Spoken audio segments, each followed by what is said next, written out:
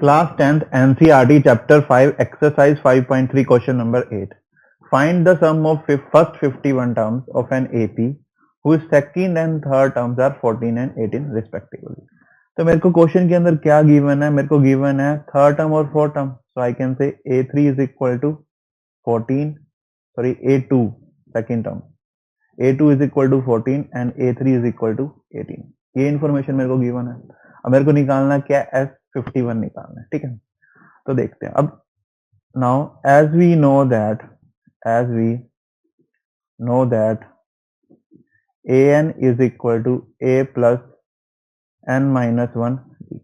ठीक है, तो मैं यहां से a2 को क्या बोलूंगा, that will be a plus d, and a3 को क्या बोलूंगा, a plus 2d, ये बोलूंगा. अब एक चीज बताओ, d क्या होता है, कॉमन डिफरेंस होता है ना. तो मैं क्या d को ये लिख सकता हूँ a3 माइनस a2, तो ये क्या आएगा मेरे पास 18 माइनस 14 दैट इज 4 आएगा. ठीक है, अब मैं इसमें पुट करता हूँ यूजिंग लेट्स से, इसको इक्वेट करा मैंने यहाँ पर. तो a2 क्या है 14 is equal to a plus d होगा.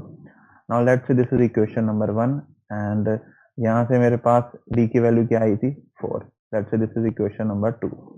So now using equation 1 and 2,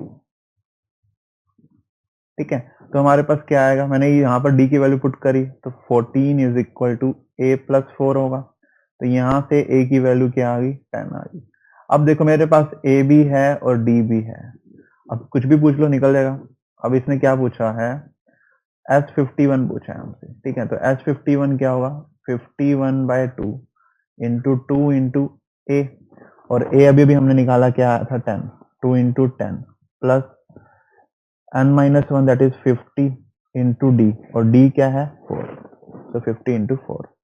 तो ये क्या आ गया 51 बाय 2 इंटू 20 प्लस 5 for 20 200.